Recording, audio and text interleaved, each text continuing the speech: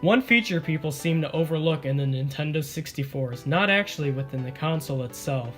Rather, it is inside of the game cartridges. These sleek gray rectangles hold some secrets of their own, and the engineering behind these things is rather interesting and may explain why the cartridges themselves are so light. Stay tuned to see what really goes on inside of these famous pieces of technology. Okay, so as hypocritical as this may sound, do not try this at home. My copy of The Legend of Zelda Majora's Mask was shipped in really poor condition, seeing as though it was already used. You can see right here that there's a chip in the case, there's another chip, then on the side we have another chip right in there.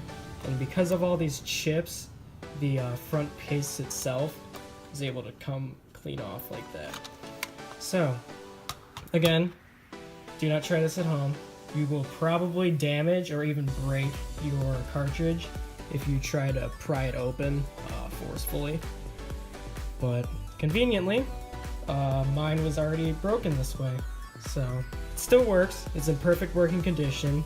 You just gotta tie a rubber band around it when you're playing it in the console just to make sure that nothing flies out when you're trying to plug it in. So, without further ado, we're gonna pop this front cover off and we're gonna see what's inside this baby. So, right here, we can see that the back cover is actually nothing but a few slots for screws right here and right here. But as you can see, mine are broken because of the way it was shipped. So you can see that this back cover is nothing but protection for what's on the front cover. So the back cover pretty much serves no other purpose than to protect what's on the inside. There's nothing connected to this. So here we have the cover for the circuit boards. You can see right here there's a hole for a screw, and there is another hole right here. But for sake of convenience, I've already taken those out. And right now we are going to gently lift this metal cover right off the case. Then here we can actually see the game itself pretty much. Inside of here is where the ROM for Legend of Zelda Majora's Mask is stored. And this is basically all the cartridge is. It's just this.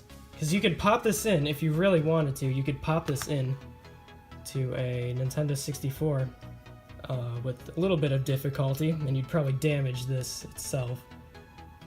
You could pop this in and it would still play the game. The case just is nothing more than just to protect this. So yeah, here you can see this part, which is to protect what is actually read by the system. There's this black part, it actually slides right off if you're gentle about it. And we can just put that back on.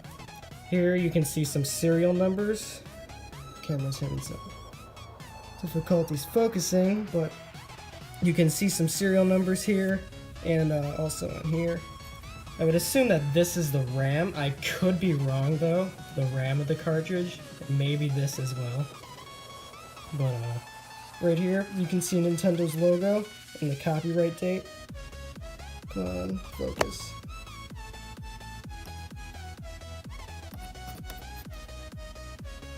Doesn't want to focus, but yeah, right here you can see Nintendo's name, and you can see the copyright date. And then, that's pretty much all there is on the cartridge. There's some spokes on the back. I am not sure what these are for, but they're there. So we can just simply lay this back in the way we found it, with a little bit of difficulty, because this black part likes to get in the way a lot. So here we can just pop it back in.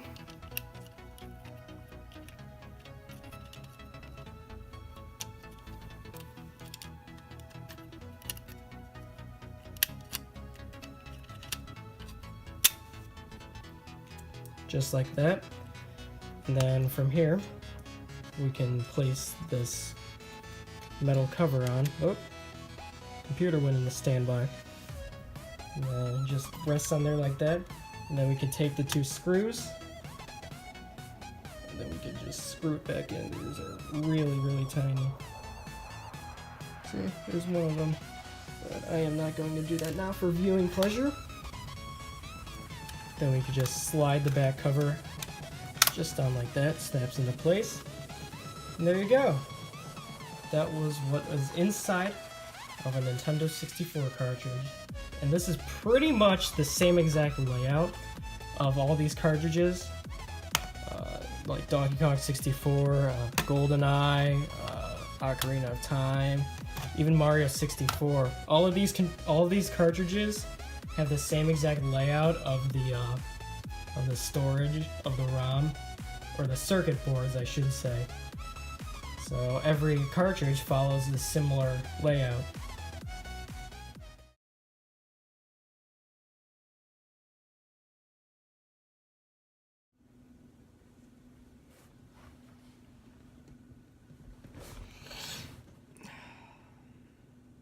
Hi. I know this video doesn't equate to a year's worth of being completely mute and not showing my face at all. Just figured I'd surprise you all 48 of you. Nice. Yeah, I'd first like to just come out and apologize for being completely silent. I haven't really been able to sit down and record like this in quite a long time. No, it's not laziness. It's mostly school. I promise you, I'm working on making more videos. Like, I know this video doesn't own up to my years of absence. By years, I mean one. But yeah, I just figured I'd come down and sit down and talk in front of a camera and be awkward and weird. So now that I've gotten that out of the way, I can start begging you for likes and subs and more views. If you haven't already, it'd be greatly appreciated if you could go check out my Mirror's Edge video. I'm probably gonna put a screenshot like up here. It took me a lot of time, actually. It's probably one of my it's one of my longest videos I've ever made, and it's probably one of the longest that it's ever taken to edit. But I would just really appreciate it if you'd go check it out, even if Mirror's Edge isn't your cup of tea. But yeah, I plan to do more videos like this in the future, but I'm not going to get ahead of myself because I know I'll end up slacking and just disappointing everybody. Yeah, that's about it. Again, I apologize for the lack of videos that I actually sit down and talk to you guys in. But yeah, that's all I got. Thank you for watching. I really appreciate it. Just with that said, I'll be catching you guys in the next video.